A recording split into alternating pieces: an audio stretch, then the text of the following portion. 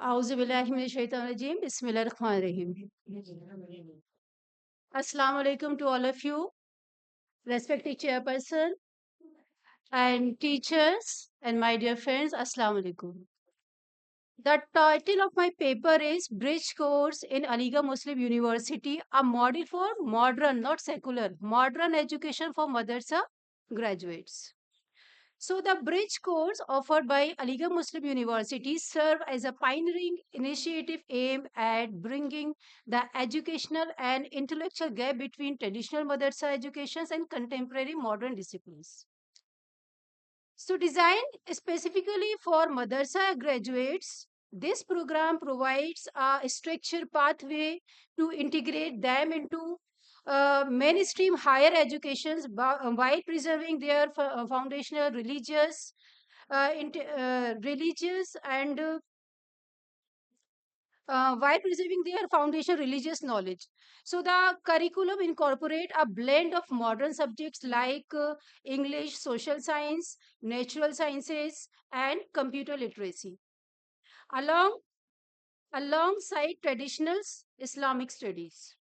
So this paper examining the bridge course as a model of modern education that equip madrasa graduate with critical thinking, skill, linguistics, proficiency, and interdisciplinary awarenesses. Enable them to thrive in diverse academic and professional settings by addressing the challenges of employability, social integrations, and culture adaptability. The program highlights the potential of inclusive education in fostering mutual understanding and national broader implications. Of this initiative, positioning it is a reliable model for educational reform in India and beyond. So, this writing to share the highlights of AMU's transformative contribution to educational inclusivity, emphasizing its role in nurturing our generations of scholars who are well versed in both Islamic traditions and contemporary knowledge systems. So, Aligarh Muslim University is launching a bridge course to help madrasa graduates pursuing higher educations by joining universities' graduates programs.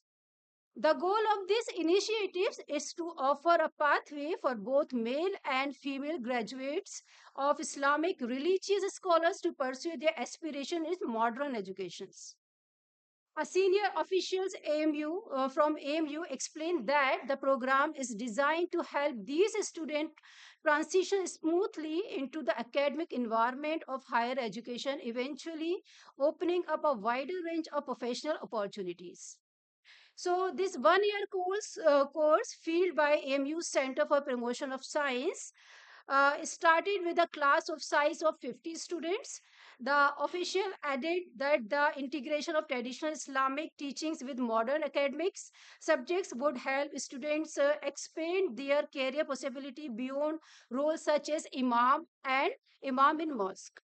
So the course will use interactive teachings method to bridge the gap between the distinct educational approaches, historically, scientific, and exploring knowledge played a significant role in Islamic learning, but this focus has evolved over time. So the main idea behind this initiative, the spokesperson said, is to open the minds of young ulemas and reclaim the essence of Islam in line with its true Quranic spirits. So the curriculum will include English, information technology, personality development, and a course on contemporary Islam, all designed to broaden student perspective and move them away from rigid sectarian views. So the bridge course at Aligarh Muslim University play a vital role in addressing the educational and socio-political changes faced by marginalized communities in India. So India's cultures, linguistic and religious diversity, the course offer madrasa graduate an opportunity to integrate into the broader educational and social framework by combining both religious and modern educations. The program foster mutual understanding, tolerance, and social cohesion promoting peaceful coexistence in nation often marked by divisions. It addresses the educational gap faced by madrasa graduate, equipping them with essential skills in subjects like English, mathematics, and science, which enable them to excel in higher education and pursue opportunity in the mainstream workforce. So this initiative empower marginalized groups, offering them a chance to break free from cycle of poverty and discriminations while strengthening India's commitment to educational equality and social justice. So the Bridge course at Aligarh Muslim University is a transformative educational initiative aimed at addressing the gap between traditional madrasa education and modern educations. So India's madrasa system, while providing students with a deep understanding to Islamic studies, often leaves them with limited proficiency in subjects essential for broader education and career perspective, such as English, science, mathematics, and social studies. These gaps can prevent students from fully participating in India's mainstream education and professional sectors. The Bridge course addresses gap by offering madrasa graduate and integrate curriculum that combine religious education with foundational skill in modern subjects, ensuring they are not only acknowledgeable in their faith but also capable to thriving in their modern world. So the Bridge course also has a profound impact on community engagement and social welfare. Many graduates of the program go on to become teachers, social worker, activists, and community leaders, playing key role in uplifting their communities. By equipping madrasa graduate with both academic and leadership skill, the course help create a generation of individuals who are committed to social justice and community development. In this way, the course contributes to the broader goal of nations building by fostering individuals who are not only well educated but also dedicated to the welfare of the society. So, the Bridge course at AMU is a transformative initiative that that has empowered thousands of madrasa students by providing them with opportunities for higher education and career growth. It is a model programs that blend traditional Islamic learning with modern academic discipline, making students more competitive and versatile in today's world. So, the Bridge course has faced challenges, including debate within the university community regarding the integrations of madrasa student. Despite these challenges, the program has persisted with institutional support aimed at ensuring the success of its students. So while detailed quantitative data is scarce, the available information indicate that AMU Bridge course has been instrumental in empowering madrasa graduates, providing them with the skills and opportunity to succeed in various professional fields. Jazakallah khair. Assalamu alaikum.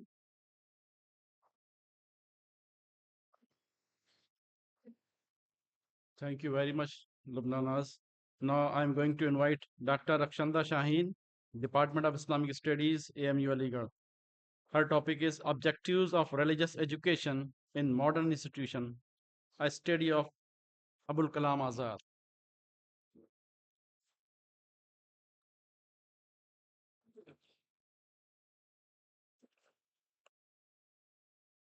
Assalamu alaikum.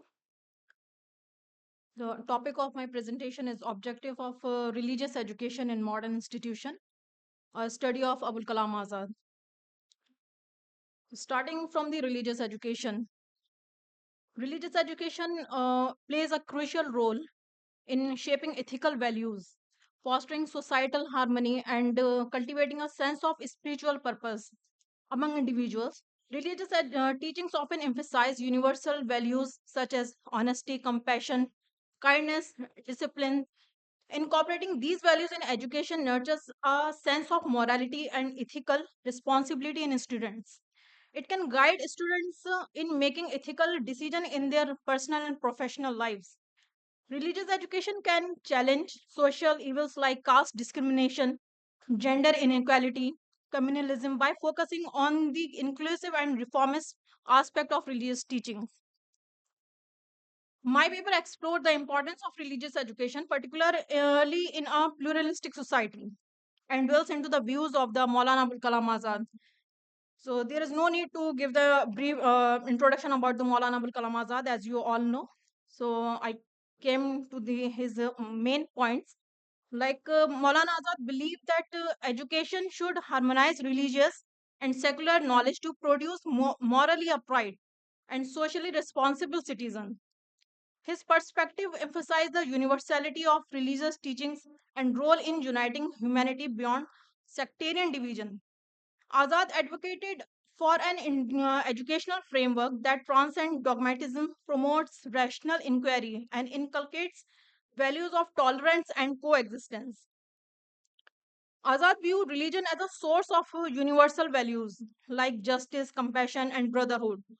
He stressed that religious education should focus on these universal principles, then promoting dogmatism and sectarism. He often highlighted that the spiritual teachings of religion should inspire ethical living and social harmony. So, here's the question arises: what type of religion Maulana Azad promoted?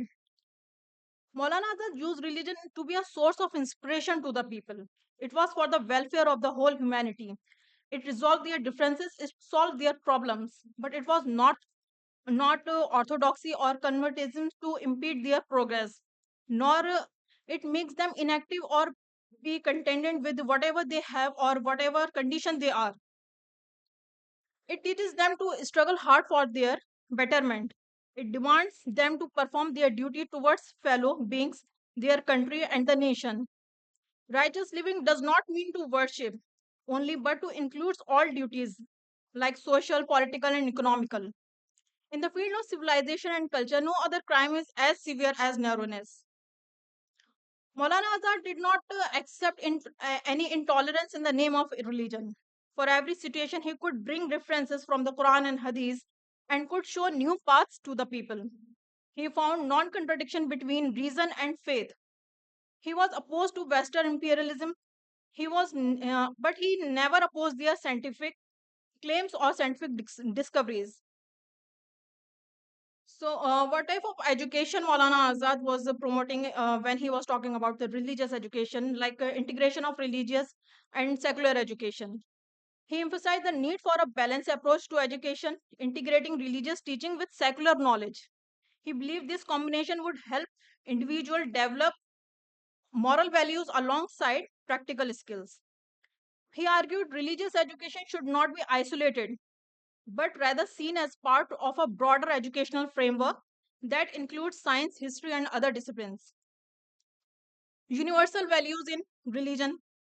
Maulana Azad viewed religion as a source of universal values like justice, compassion, and brotherhood. He stressed that religious education should focus on these universal principles rather than promoting sectarism. He often highlighted that the spiritual teachings of religion should inspire ethical living and social harmony. In his writing and speeches, Azad concerned about decisive tendencies within religious education. He advocated for an educational approach that would build interfaith understanding and national unity. He believed in education should prepare individuals to contribute to a pluralistic society, represent respective diverse faith and tradition. He was totally opposed the rigid orthodoxy.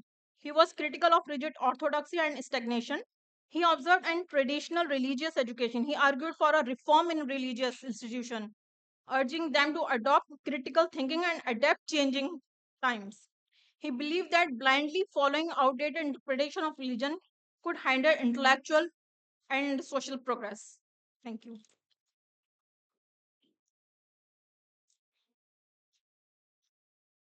Thank you, Rakshanda. Now, our third presenter is Afia Riaz, Research Scholar, Department of Islamic Studies. Her topic is Drawbacks of Contemporary Education System, a Challenges to Religious Identity.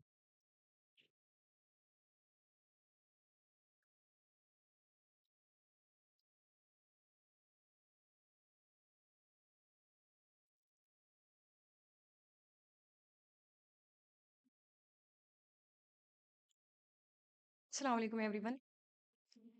As you've already heard from Ijaz sir that my topic is drawbacks of the contemporary education system, a challenge to religious identity. So, what it means to be a Muslim and what it means to have an Islamic identity. Obviously, it means that the moment we have declared that we are Muslim, it means the moment we have declared that Allah subhanahu wa ta'ala is our creator and we are the follower of Prophet Muhammad sallallahu alaihi wasallam. It means we are the follower of Quran and we believe in Sunnah. So in Quran, in Surah Zariyat, chapter number 51, ayah number 56, Allah subhanahu wa ta'ala says that وَمَا خَلَقْتُ الْجِنَّ وَالْإِنسَ إِلَّا لِيَعْبُدُونِ کہ میں نے جنوں اور انسانوں کو اس لیے بنایا کہ وہ میری بندگی کریں. And for Muslims, and we all know that which kind of ibadah Islam talks about. It's just not about some rituals. Islam demands the ibadah in complete system of life. So a Muslim's life is a purpose-oriented life. Now coming to the topic that religious education. So now this education system, I believe it's not a purpose-oriented education system, because when we come to the education system, what we find here that there is a differentiation between the deen and dunya, the worldly education and the religious education. Why this is so? اگر آپ یہ کہتے ہیں کہ عبادت زندگی کے پورے پہلو میں ہونی چاہیے تو پھر ایجوکیشن سسٹم یہ تفریق کیوں ہوتی ہے؟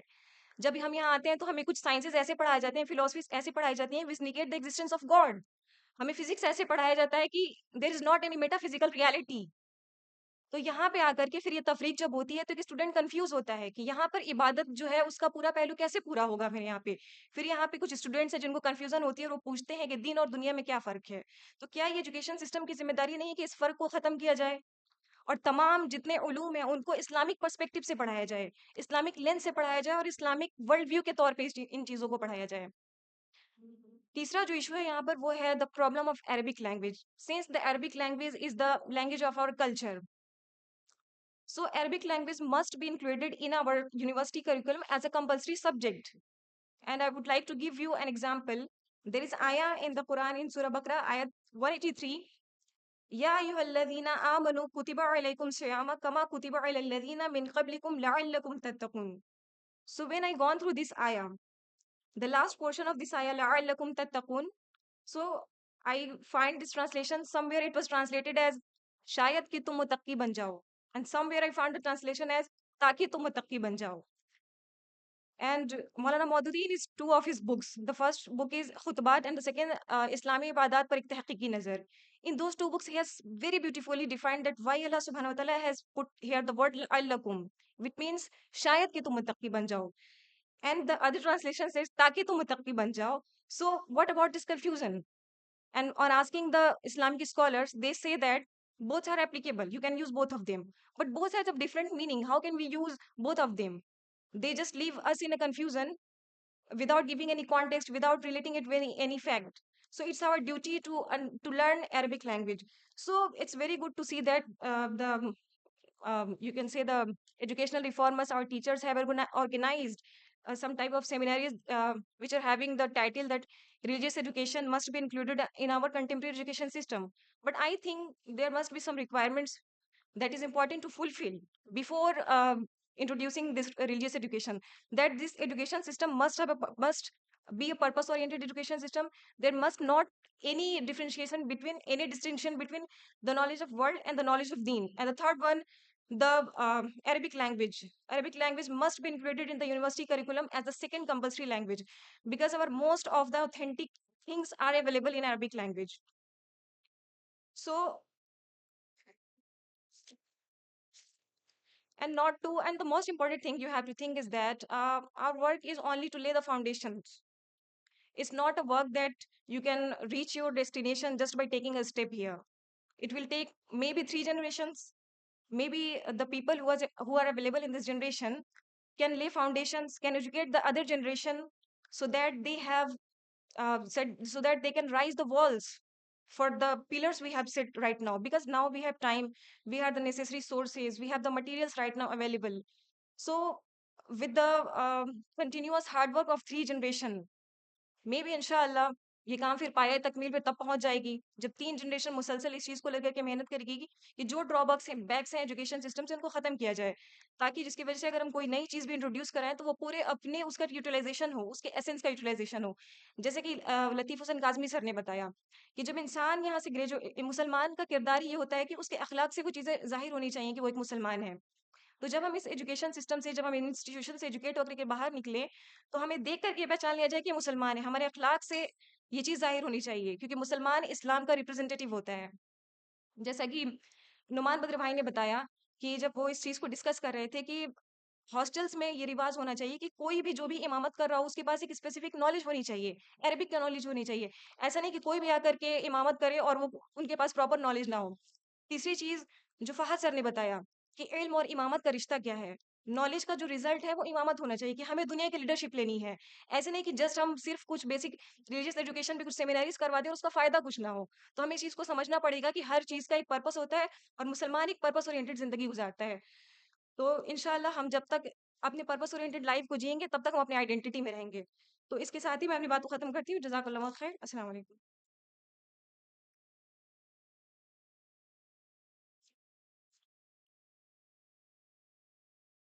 Thank you, Afia. You have concluded your paper within the time and you have defined your topic very clearly.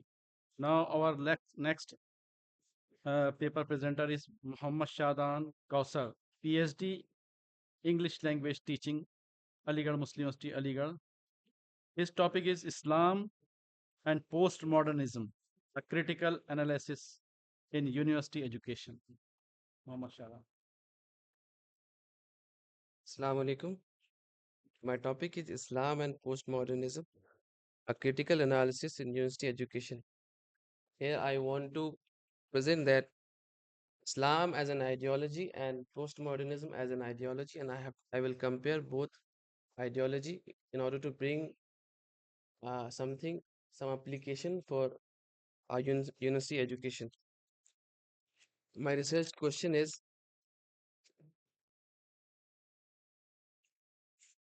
how do Islamic and postmodernist perspective influence the conceptualization of knowledge in university education? Second question is, in what ways do postmodern critics of Eurocentrism align with Islamic demands for intellectual decolonization? Third question is, how can university curricula balance postmodern pluralism with Islamic moral absolutes? Fourth question is, what challenges arise in integrating Islamic ethical framework within postmodern educational models? Fifth question is, how do Islamic and postmodernist approaches shape discussions on academic integrity, cultural relativism, and social justice in higher education?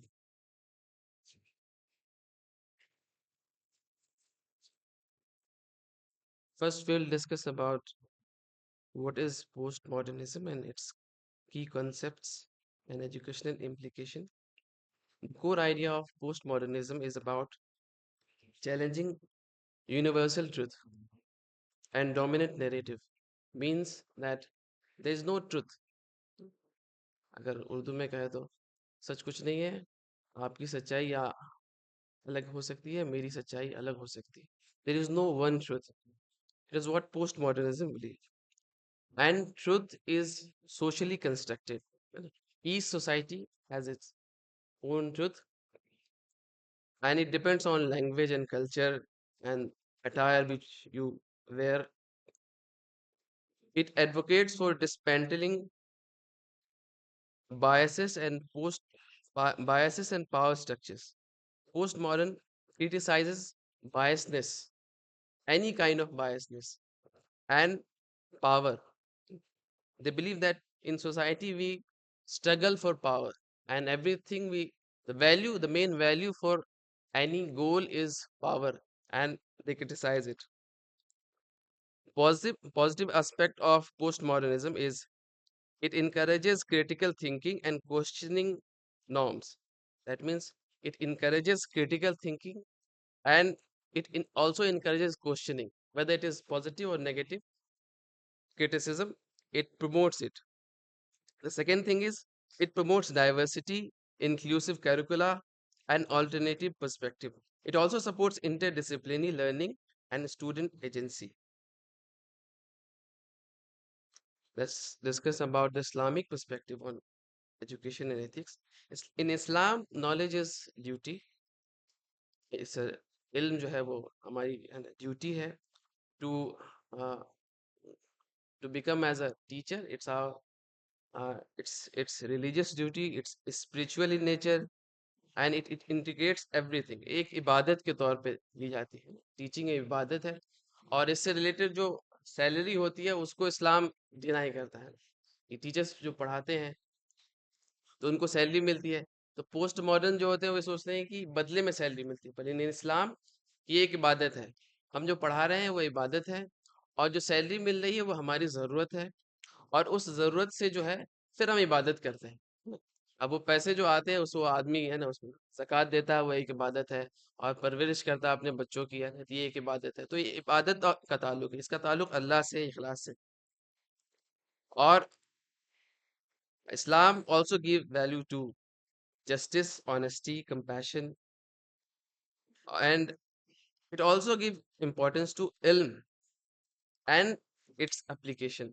علم without application it's not of that much value. آپ پاس علم ہے لیکن عمل نہیں ہے تو اسلام میں اس کی بہت کم ویلو. اس کی اسٹرینتھ ہے ethics deeply embedded in all subject which we study. اس میں ethics ہے, اخلاق ہے, emphasizes moral character and societal contribution. And in Islam there is a strong teacher student relationship. Now we'll combine this Islam and postmodernism. What are the things which we can take from both of them? Both criticizes ecocentrism and dominant knowledge system. مطلب society میں ہے کہ جو waste سے جو چیزیں آ رہی ہیں, جو ویسٹ کا نظریہ ہے, اس نظریوں کو ہم سمجھتے ہیں کہ یہی ایک صحیح نظریہ ہے, لیکن اسلام کرٹیسائز بھی کرتا ہے اور پوسٹ ماڈرنزم بھی کرٹیسائز کرتا ہے. Shared emphasis on ethical inquiry and intellectual decolonization. Islamic ethics align with postmodern criticism of materialism and scientism. اسلام بھی کرٹیسائز کرتا ہے سائنس کو. یہ کہتا ہے کہ science is not every thing, اور پوسٹ ماڈرنزم بھی کرتا ہے, لیکن یہ پوسٹ ماڈرن کو زیادہ ہی obsessed ہے, they are obsessed with it. Divergence ہے, Islam affords universal moral truth, postmodernism does not. Postmodernism emphasizes relativism, rejecting absolute truth, but in Islam there is a truth. Tension in pedagogy. There is a difference, ethical absolutism versus situational ethics. And what things we can draw from it? Morality, which we can draw from Islam, and practicality we can draw from postmodernism, and combining both of it we can bring a very good curricula. Thank you.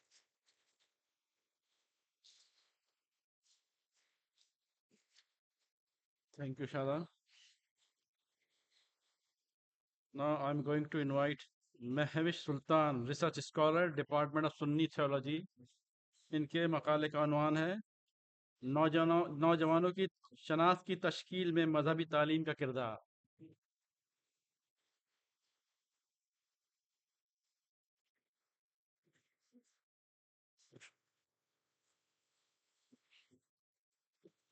السلام علیکم ورحمۃ اللہ وبرکاتہ. الحمد للہ رب العالمین والصلاة والسلام علی سید المرسلین وعلی آلہ واصحابہ اجمعین, اما بعد. جی جی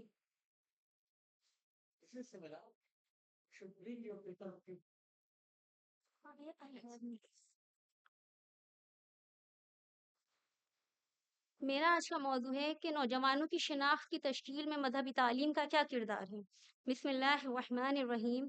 قوتوں, صلاحیتوں, حوصلوں, امنگوں, بلند پروازی اور عزائم کا دوسرا نام نوجوان ہے. کسی بھی ملک یا کسی بھی قوم کی کامیابی و ناکامی, فتح و شکست اور عروج و زوال میں نوجوانوں کا اہم کردار ہوتا ہے.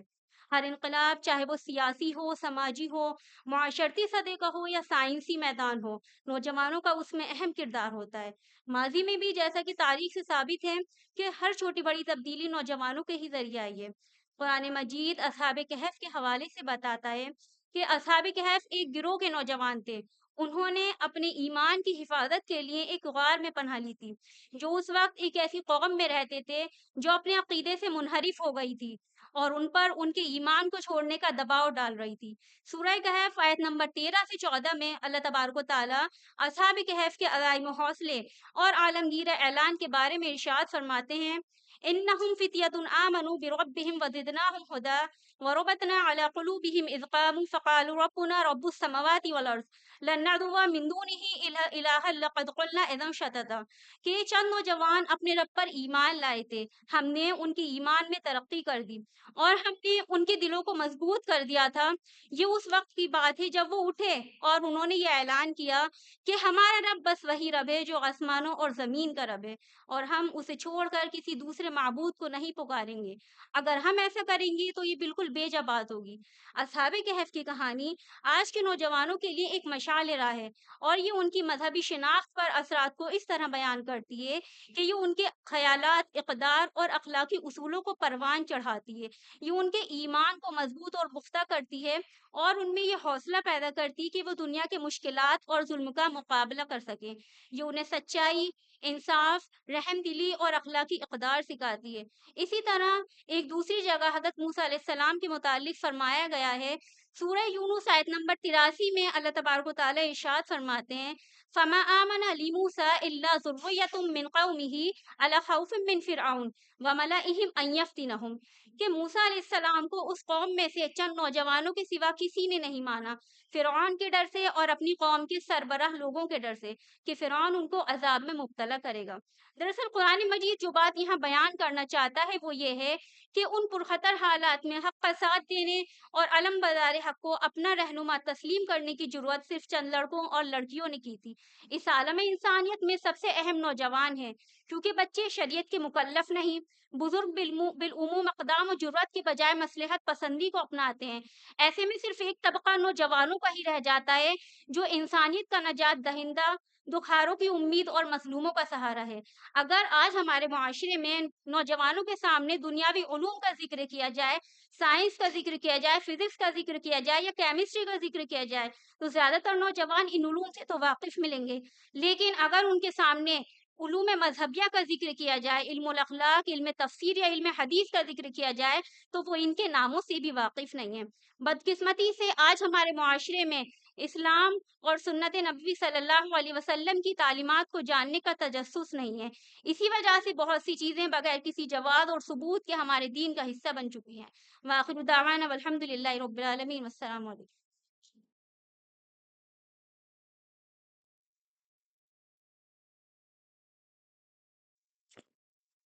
Thank you, Mahvish.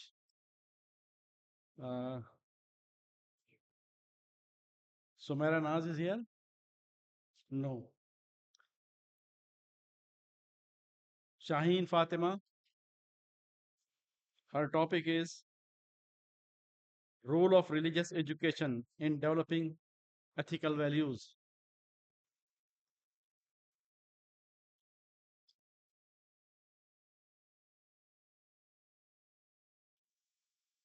Respected professors, scholars, and dear participants, Assalamu alaikum wa rahmatullahi wa barakatuh. It is an honor to be here today to discuss a subject of profound significance, the role of religious education in developing ethical values. In a world grappling with moral dilemmas and social conflicts, the ethical crisis religious education serves as a powerful tool to instill a virtue such as honesty, compassion, justice, and accountability. It provides a moral framework that not only shapes individual character but also fosters a harmonious and just society. Religious education has been a cornerstone of ethical development across civilizations. Islamic teachings, for instance, place justice, honesty, and compassion at the core of ethical conduct as exemplified in the Quran and Hadith. The Prophet Muhammad himself stated, I have been sent only for the purpose of perfecting good morals. Similarly, Christianity emphasizes love, forgiveness, and humility, while Hinduism, through concepts like Dhamma and Kama, underscore righteous living. While Buddhism teaches self discipline and mindfulness as a part of Noble Eightfold Path. The impact of religious education is evident in various learning institutions. Islamic madrasas focus on moral education through Quranic teachings. And however, we must also acknowledge the challenges that religious education faces today. One significant concern is the misuse of religious teaching for extremist purposes, where distorted interpretation lead to intolerance and division. Some critics argues that religious education can be dogmatic, limiting critical thinking and inclusivity. Additionally, in pluralistic societies, there is often a tension between religious values and secular ethical framework, leading to debates about how religious education should be incorporated into modern schooling. Prominent scholars have offered valuable insight in the subject. Imam Ghazali emphasized that true education must nurture both intellect and morality. Public opinions on religious education vary. Many believe it is essential for moral upbringing, while others argue that it should be separate from public education. In today's interconnected world, there is an increasing call for interfaith dialogue and comparative religious studies. From my perspective, religious education remains indispensable for ethical development. However, it must evolve to address modern ethical dilemmas. Integrating critical thinking, inclusivity, and respect for diverse belief, the focus should not just be ritualistic knowledge, but also an applying ethical principles to real world situations.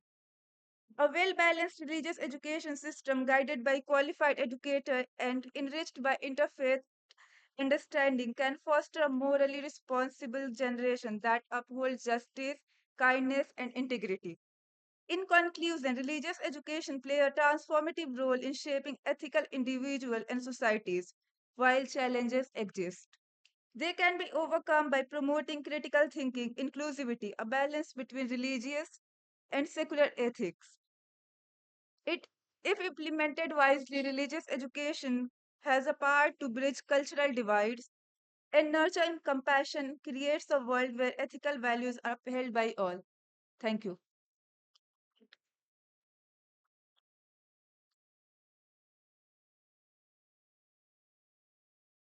Thank you, Shaheen. Now I'm going to invite Dr. Farha Maqsood, Sunni Theology, AMU Aligarh.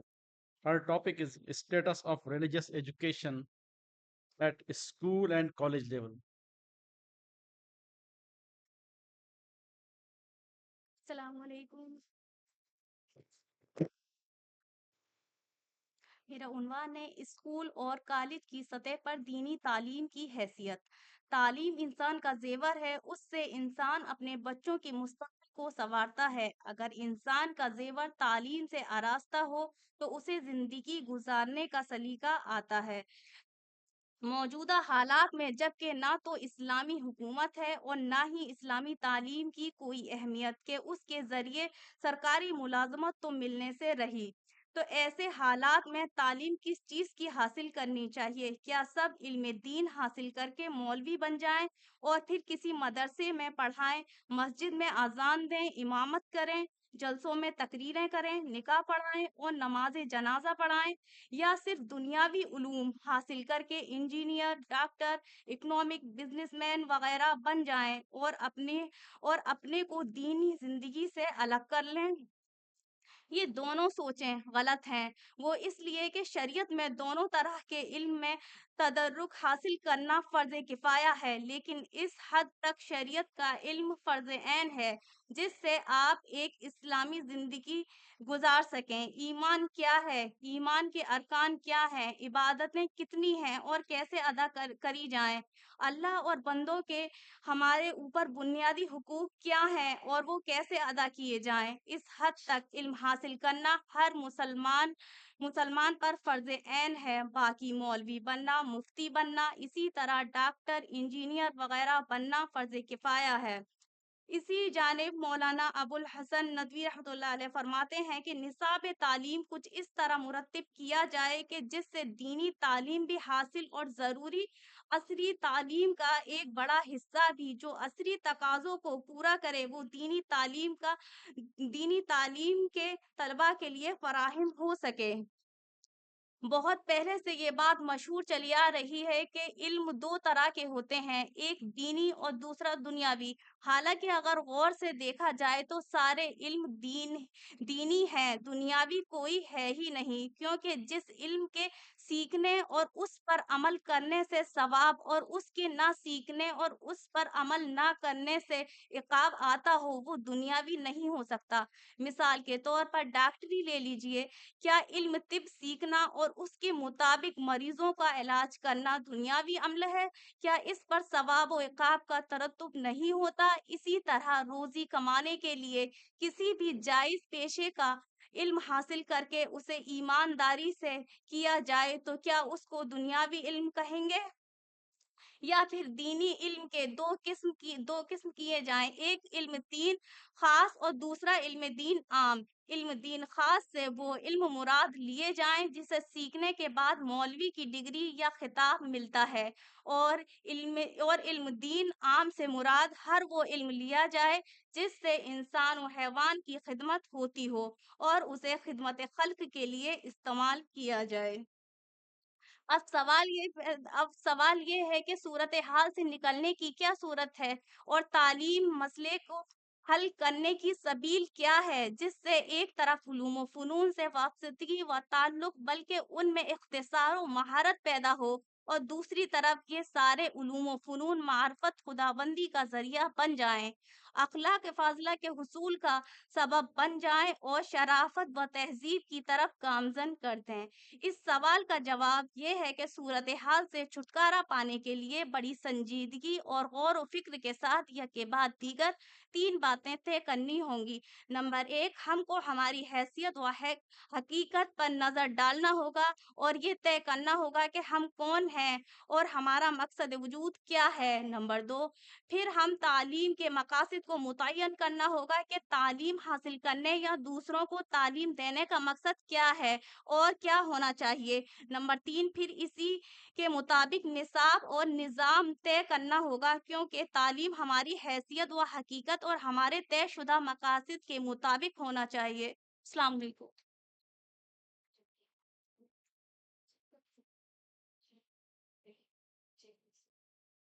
Thank you very much, Farah. And this was our last presenter. In this session, we have heard near about 7 scholars. Now the session is open for discussion. Now you can ask the question from the paper presenter.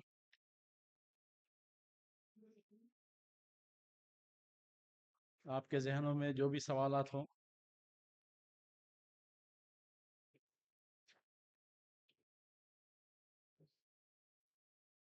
Okay.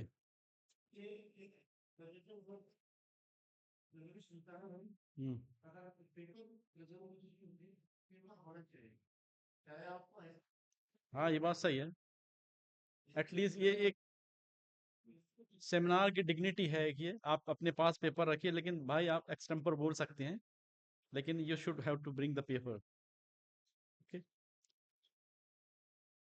Now I'm going to invite our President, Professor Dr. Ziauddin Sahab, for special comment and remarks.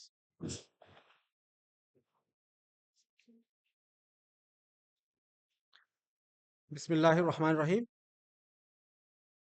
First of all, I congratulate all the participants who have painstakingly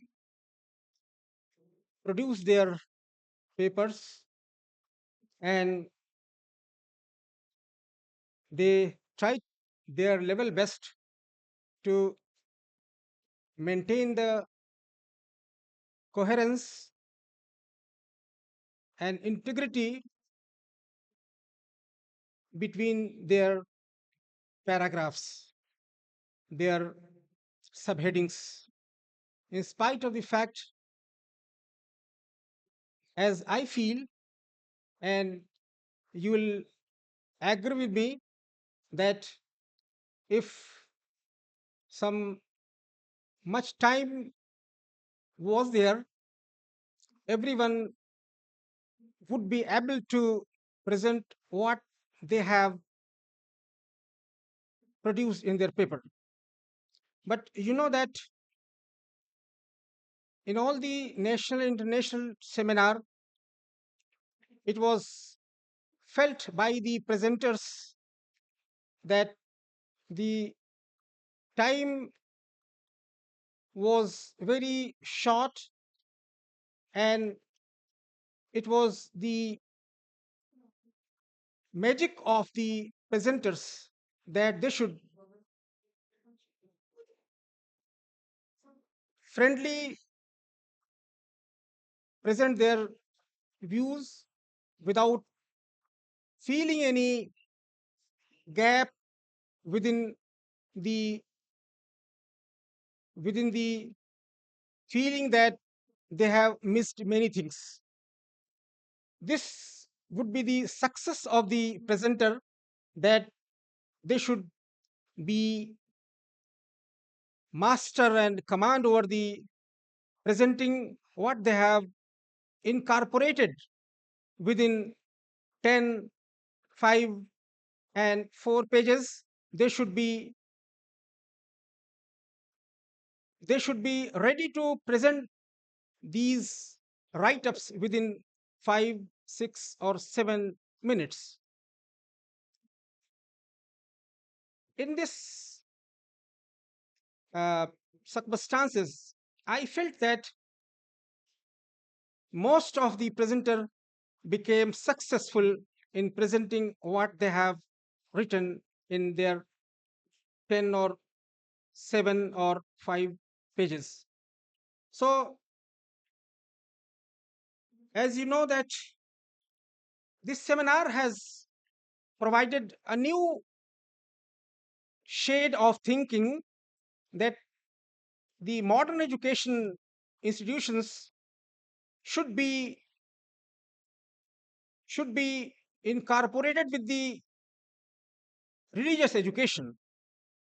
Till now, we, along other scholars, were striving their level best to incorporate modern education in madrasa system.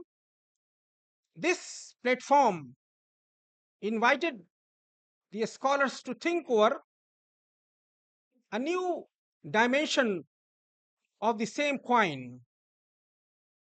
And I am very glad that the students, perhaps with the assistance of their seniors, teachers, and supervisor, and many of them with their own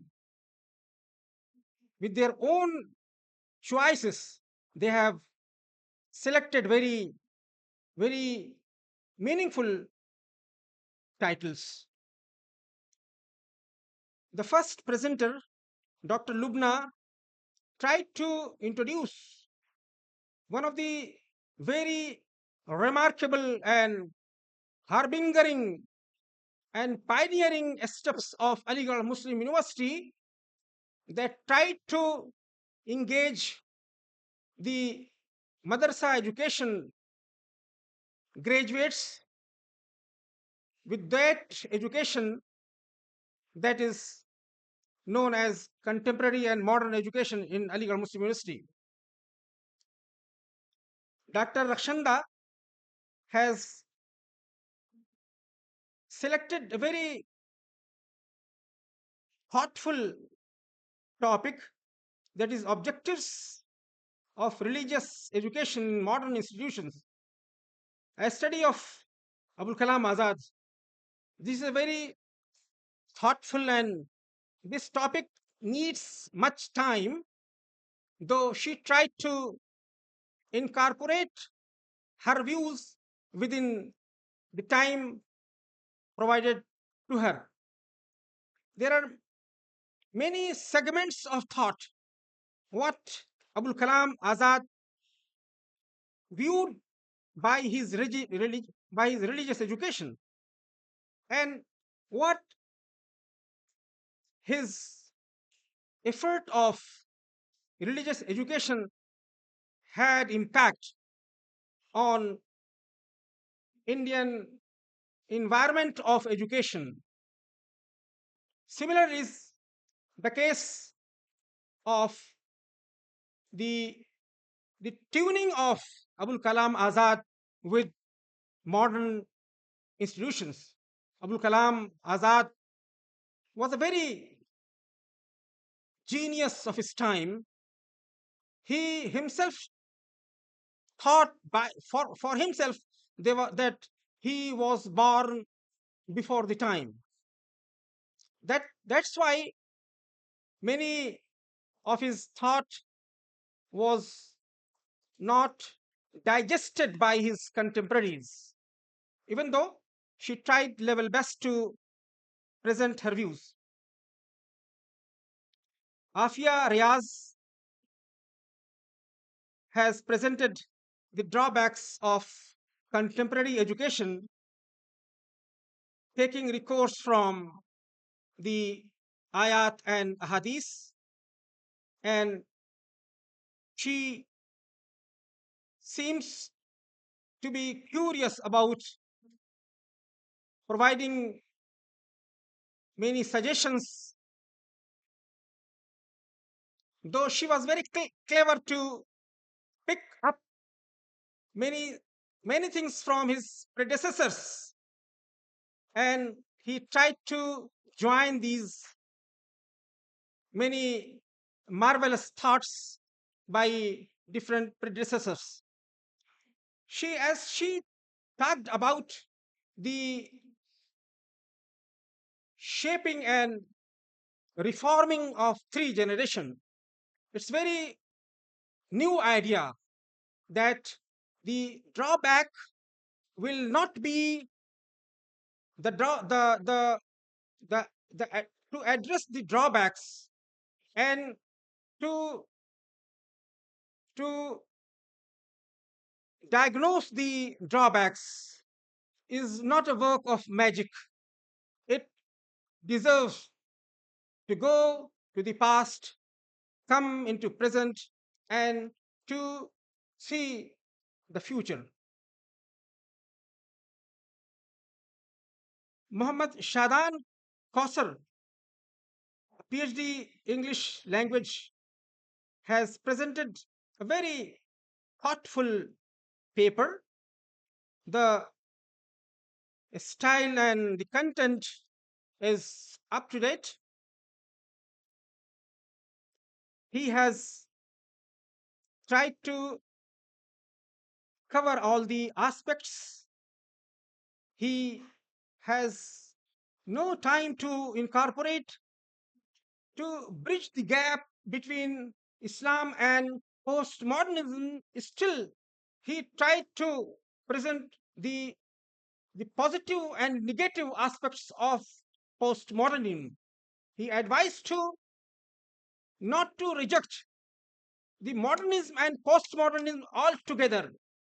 He advises the audience and the intellectuals to to take the good aspects and positive aspects such as the diversity and interdisciplinary aspects of postmodernism. Miss Shaheen Fatima, role of religious education in developing ethical values. She should have incorporate the the the essence and the objective of ethical values. What are the need of the ethical values, and in this need, what religions are advocating, and what is the special phenomenon of the advising to to strengthen the power of ethical values as Islamic injunctions incorporated them. I mean, what are the difference between the value system of the other religions and Islam? Um, Perhaps as far as Mahavish Sultan suggestions have been given to her. So I at this moment congratulate once again all the presenters and advise them to perspirate some more efforts. Thank you very much.